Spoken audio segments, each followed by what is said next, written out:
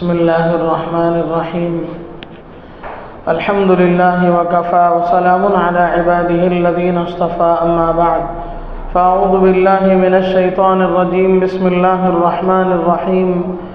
وإن طائفتان من المؤمنين اقتتلوا فأصلحوا بينهما بالعدل. صدق اللہ العظیم. میرے محترم بزرگوں، دوستوں، آج 26واں پارہ تراویح میں پڑھا گیا، جس میں مختلف صورتیں تھیں، جن میں سے ایک صورت ہے سورہ حجرات. میں نے ابھی آپ کے سامنے جو تلاوت کی وہ اسی کا ایک حصہ ہے. اس آیت میں اللہ تبارک و تعالیٰ فرماتے ہیں وَإِن طَائِفَتَانِ مِنَ الْمُؤْمِنِينَ اقْتَتَلُوا فَأَصْلِحُوا بَيْنَهُمَا. اگر مسلمانوں کی جماعت آپس میں اختلاف کرنے لگے، لڑائی ہو ان دونوں میں، آپس میں دو جماعتوں میں، تو فرمایا فَأَصْلِحُوا بَيْنَهُمَا، دونوں میں آپس میں اصلاح کرو، دونوں میں آپس میں لڑائیوں کو ختم کرنے کی کوشش کرو. فَإِن بَغَتْ إِحْدَاهُمَا عَلَى الْأُخْرَى، اور پھر ان میں سے ایک جماعت دوسری پر ظلم کرے، حد سے آگے بڑھے. فَإِن بَغَتْ إِحْدَاهُمَا عَلَى الْأُخْرَى فَقَاتِلُوا الَّتِي تَبْغِي حَتَّى تَفِيءَ إِلَى أَمْرِ اللَّهِ، تو ان لوگوں کے خلاف ہو جاؤ جو ظلم کرنے والے ہیں، یہاں تک کہ وہ اللہ کے حکم کی طرف لوٹ آئے ہیں. تو ان آیات میں اللہ تبارک و تعالیٰ نے مسلمانوں کے آپسی اختلافات کے سلسلے میں ایک بات ارشاد فرمائی ہے. حضرات صاحب، اس کے بعد اللہ تبارک و تعالیٰ فرماتے ہیں انما المؤمنون اخوۃ فاصلحوا بین اخویکم. مسلمان آپس میں اختلاف کرنے کے باوجود یہ آپس میں ایک دوسرے کے بھائی بھائی ہی رہتے ہیں، ان کی وجہ سے ایک دوسرے سے الگ نہیں ہوتے ہیں. تاریخ ہمیں یہ بتلاتی ہے کہ حضرات صحابہ کرام رضوان اللہ تعالی علیہم اجمعین کے آخری دور میں حضرت علی کرم اللہ وجہ کے دور خلافت میں دو لڑائیاں پیش آئیں. ایک جنگ صفین اور ایک جنگ جمل. دونوں حضرات صحابہ کرام کی موجودگی تو تھی، لیکن عام مسلمان بڑی تعداد میں موجود رہے. حضرات صحابہ کرام رضوان اللہ تعالی علیہم اجمعین جب یہ اختلافات شروع ہوئے تو بعض ایک جماعت میں رہے، بعض دوسری جماعت میں رہے. اس لیے اس لڑائی کو اور اس اختلاف کو صحابہ کا اختلاف کہنا صحیح نہیں ہے. جنگ صفین کسے کہتے ہیں؟ حضرت علی رضی اللہ عنہ خلیفۃ المسلمین بنے، اور ابھی آپ کے خلافت سے پہلے حضرت عثمان غنی رضی اللہ عنہ خلیفہ دوم شہید کر دیے گئے تھے. حضرت علی رضی اللہ عنہ ابھی خلیفہ بنے ہیں، ابھی انہوں نے پوری طریقے سے اپنے منصب کو پوری طریقے سے انہوں نے سنبھالا نہیں، پوری سلطنت ان کے کنٹرول میں ابھی نہیں آئی تھی. اتنے میں مسلمانوں میں بعض لوگوں نے حضرت عثمان غنی رضی اللہ عنہ کو شہید کرنے والوں سے بدلہ لینے کا مطالبہ شروع کیا، اور اس میں اپنا بڑا بنایا حضرت امیر معاویہ رضی اللہ عنہ کو. چنانچہ بات آگے بڑھتی گئی یہاں تک کہ دو جماعتیں مسلمانوں میں الگ الگ ہو گئی اور دونوں میں اختلافات ہوئے اور لڑائی تک کی نوبت پہنچی اور آپس میں لڑائیاں ہوئیں. اب اس کے بعد پھر ام المؤمنین حضرت عائشہ رضی اللہ عنہا اور حضرت علی رضی اللہ عنہ کے درمیان میں حضرت علی رضی اللہ عنہ کے زمانے خلافت ہی میں سن 36 ہجری میں ایک اور لڑائی ہوئی. وہ بھی ایسی ہی لڑائی تھی. خارجیوں کی طرف سے یہ کوشش کی گئی کہ پہلے جو لڑائی ہو کر کے ختم ہو کر مصالحت ہو گئی، کمپرومائز ہو گیا، اسے ختم کیا جائے، اور صحابہ کو ان لوگوں نے استعمال کیا. چنانچہ دو جماعتیں ہوئیں، آپس میں ان لوگوں میں لڑائیاں ہوئیں، لیکن دونوں کے آپس کی لڑائیوں میں یہ بات دونوں طرف دیکھنے کو ملی کہ دونوں میں جو غلطی ہوئی وہ اجتہادی غلطی تھی، غلط فہمیاں تھیں، نیت ان حضرات کے درست تھے۔ یہ لوگ مال کی لالچ میں یا دوسرے کے قتل کے در پر ان لوگوں نے ایسا نہیں کیا۔ مجھے اور آپ کو اور اہل سنت والجماعت کا عقیدہ یہ ہے، جسے سمجھنے کی ضرورت ہے کہ حضرات صحابہ کرام رضوان اللہ تعالیٰ علیہم اجمعین کی جو جماعت ہے وہ بہت مقدس جماعت ہے۔ جس طریقے سے نبی اور نبوت کسبی چیز نہیں، وہابی چیز ہے، یعنی نبی اللہ تبارک و تعالیٰ جسے چاہتے ہیں اسے نبی بناتے ہیں، ہر ایرا غیرہ اپنی کوششوں سے نبی نہیں بن سکتا۔ اسی طریقے سے اللہ تبارک و تعالیٰ نے صحابیت کا جو شرف ہے اللہ نے جسے چاہا وہ دیا۔ ہر آدمی کوشش سے صحابی نہیں بن سکتا، اس لیے کہ اللہ نے جسے اپنے رسول کی صحبت کے لیے چننا چاہا اسے اس زمانے میں پیدا کیا، اور رسول اللہ صلی اللہ علیہ وسلم کی صحبت انہیں عطا فرمائی۔ اور کچھ چیزیں ہیں جن کو اللہ تبارک و تعالیٰ نے باقاعدہ صحابہ کرام سے کروایا۔ اللہ کے رسول صلی اللہ علیہ وسلم ابھی ہمارے استاد محترم استاد الاساتذہ حضرت مولانا محمد مبارک صاحب رشادی دامت برکاتہم سے اس لائن سے بات ہوئی تو حضرت نے بڑے اچھے انداز سے اس کی وضاحت فرمائی کہ اللہ کے نبی صلی اللہ علیہ وسلم کی بعثت کا مقصد 3 چیزیں ہیں: تعلیم کتاب و حکمت، تلاوت آیات، تعلیم کتاب و حکمت اور تزکیہ، یعنی قرآن کی آیتوں کو پڑھ کر کے سنانا اور قرآن کی آیات اور حدیث کو امت کو اس کی تعلیم دینا اور امت کے قلوب کی صفائی کرنا، یہ 3 ذمہ داریاں ہیں۔ اور رسول اللہ صلی اللہ علیہ وسلم نے امت کو صرف زبانی تاکید تمہاری تعلیم نہیں فرمائی بلکہ عملی نمونہ پیش فرمایا، جو بھی فرمایا عملی نمونہ پیش فرمایا۔ چنانچہ اللہ کے نبی صلی اللہ علیہ وسلم نے نماز کے بارے میں فرمایا صلو کما رأیتمونی اصلی، تم لوگ ایسی نماز پڑھو جس طریقے سے مجھے نماز پڑھتے ہوئے دیکھو، یعنی نماز کی عملی مشق، نماز کا عملی نمونہ آپ نے امت کے سامنے پیش فرمایا اور فرمایا کہ جس طریقے سے میں نماز پڑھ رہا ہوں اس طریقے سے نماز پڑھو۔ اور پھر اسی طریقے سے حج کا موقع آیا، اس کے بارے میں تعلیمات ارشاد فرماتے ہوئے فرمایا خذوا عنی مناسککم، تم حج کے مسائل مجھ سے سیکھو، مجھے جس طریقے سے کرتے ہوئے دیکھو اسی طریقے سے تم بھی کرو۔ تو آپ نے عملی نمونہ پیش فرمایا امت کے سامنے، صرف زبانی تعلیم آپ نے ارشاد نہیں فرمائی۔ اسی لیے کسی دانشور نے بڑی اچھی بات کہی، کسی غیر مسلم دانشور نے بڑی اچھی بات کہی، اس نے کہا کہ ہمارے بڑوں میں تمہارے بڑوں میں، مسلمانوں سے اس نے کہا کہ ہمارے بڑوں کی تعلیمات میں تمہارے بڑوں کی تعلیمات میں فرق یہ ہے کہ ہمارے بڑوں نے صرف تعلیم دی، اپنا عمل پیش نہیں کیا، اور تمہارے بزرگ حضرت محمد نے تعلیم بھی دی اور اپنا عمل بھی پیش کیا، اس لیے ہمارے بڑوں کی کوئی چیز محفوظ نہیں رہی، ساری چیزیں ختم ہو گئی، اور تمہارے حضرت محمد صلی اللہ علیہ وسلم کی تعلیمات اب تک ہیں اور آئندہ بھی رہیں گی۔ الغرض اللہ کے نبی صلی اللہ علیہ وسلم نے امت کے سامنے عملی نمونہ پیش فرمایا، جو عمل آپ کے شان نبوت کے موافق تھا وہ اللہ تبارک و تعالیٰ نے آپ سے کروایا۔ جیسے آپ علیہ الصلاۃ والسلام سے نماز میں سہو ہو گیا، آپ نے سجدہ سہو فرمایا، اس کا حکم امت کے سامنے آیا۔ اللہ تبارک و تعالیٰ نے قرآن میں اعلان فرمایا الیوم اکملت لکم دینکم واتممت علیکم نعمتی، دین کامل اور مکمل ہو چکا ہے، دین مکمل ہو چکا ہے، اب اس میں کسی قسم کی کوئی گنجائش نہیں ہے۔ تو مکمل دین امت کے سامنے پیش کرنے کے لیے سارے مسائل اور اسے عملی نمونہ پیش کرنا ہے۔ تو جو چیز نبی علیہ الصلوۃ والسلام کے شان کے مناسب تھا، اللہ نے ان سے کروایا، اور جو چیزیں آپ کے شان کے مناسب نہیں تھا وہ چیزیں اللہ نے صحابہ سے کروائیں۔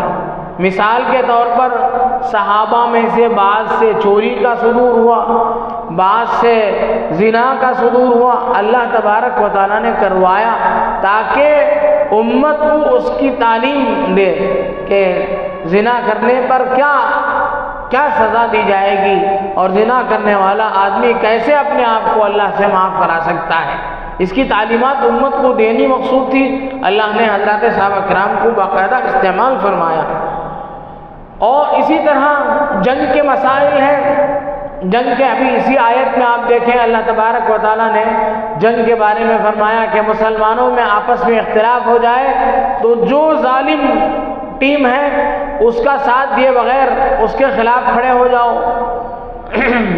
اور پھر جب وہ صلح مصالحت پر لوٹ آئے تو مصالحت کر دو۔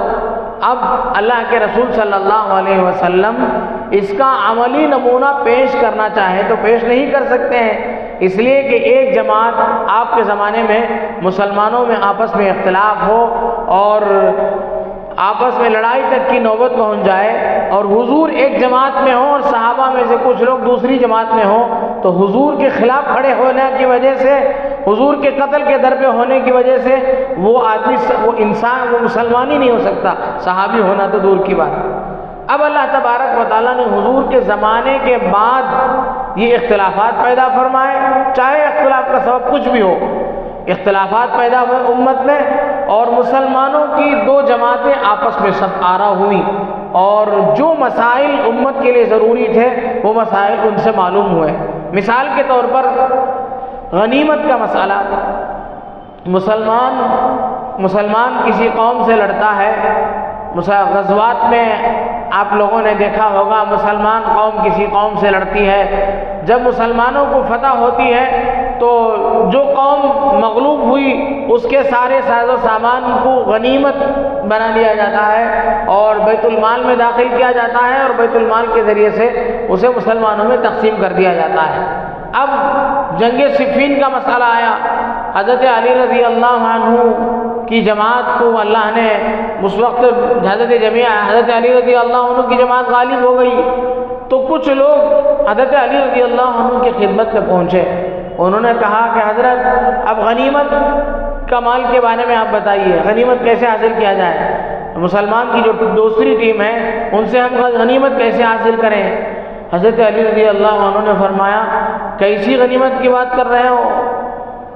تو انہوں نے کہا کہ جو غنیمت جو ان لوگوں کے پاس ہے ان مالوں کو حاصل کرنا چاہتے ہیں۔ آپ نے فرمایا جو دوسری جماعت ہے اس میں ام المؤمنین حضرت عائشہ صدیقہ رضی اللہ عنہا بھی ہیں۔ غنیمت کا مطلب یہ ہے کہ جو مال ہے وہ سب اٹھا لیا جاتا ہے، جتنے لوگ قید کیے جاتے ہیں ان کو غلام بنایا جاتا ہے، اس میں جتنی عورتیں ہوتی ہیں ان کو باندی بنایا جاتا ہے۔ اب یہ بتائے کہ ام المؤمنین حضرت عائشہ صدیقہ ہماری ماں ہے، ان کو کون باندی بنانے کے لیے تیار ہوگا؟ تو سب کی آنکھیں اشکبار ہو گئیں، سب سہم گئے، ڈر گئے کہ واقعی آپ نے بڑی کام کی بات ارشاد فرمائی۔ پھر انہوں نے مسئلہ بتایا کہ مسلمانوں میں آپس میں لڑائیاں ہوں تو اس میں غنیمت کی کوئی بات نہیں رہتی ہے۔ تو یہ مسئلہ امت کو اس اختلاف کی وجہ سے معلوم ہوا، اس لیے صحابہ کرام رضوان اللہ تعالی علیہم اجمعین کے درمیان میں جو اختلافات ہوئے یہ من جانب اللہ ہوئے، اللہ نے کرائے، اس لیے ہمیں ان کے سلسلے میں زبان درازی ہرگز نہیں کرنی چاہیے، اور اس میں کچھ بھی اپنی طرف سے بولنا نہیں چاہیے کہ کون حق پر تھے کون غلطی پر تھا، سب حق ہی پر تھے۔ اللہ کے نبی صلی اللہ علیہ وسلم نے ان کے سلسلے میں اپنی زبانوں کو بند رکھنے کے لیے کہا۔ حضرات صحابہ کرام رضوان اللہ تعالیٰ عنہم اجمعین کا تقدس، ان کا بڑاپن ان کے اعمال کی وجہ سے نہیں بلکہ ان کی صحابیت کی وجہ سے ہے۔ ان کا جو مقام ہے وہ حضور کے صحابی ہیں، چاہے ان کا عمل کیسا بھی ہو ہم اسے تعویل کریں گے، ہم اس کی اچھی توجیہ کریں گے، اس لیے کہ وہ صحابی ہیں۔ آپ کی حدیث ہے، حضرت ایک حدیث میں اللہ کے نبی صلی اللہ علیہ وسلم نے فرمایا، مشہور حدیث ہے، منبر پہ پڑھی جاتی ہے، فرمایا اللہ اللہ فی اصحابی، لوگوں صحابہ کے بارے میں بچو، زبان درازی کرنے سے بچو، میرے اللہ سے ڈرو، اللہ اللہ فی اصحابی لا تتخذوہم غرضا من بعدی، میرے بعد کسی غرض کو لے کر کے صحابہ کو طعن و تشنیع کا نشانہ نہ بنانا۔ آگے فرمایا من احبہم فبحبی احبہم، ان سے محبت میری محبت کی وجہ سے ہے، میرے صحابی ہیں اس لیے ان سے محبت ہے۔ ومن ابغضہم فببغضی ابغضہم، ان سے بغض، ان سے عناد، ان سے کینہ، ان سے اختلاف مجھ سے اختلاف کی بنیاد پر ہوگا۔ جو ان سے اختلاف کرے گا، ان سے عناد رکھے گا، ان سے اپنی دل میں دشمنی پالے گا، گویا کہ وہ مجھ سے دشمنی پالنے والا ہوگا۔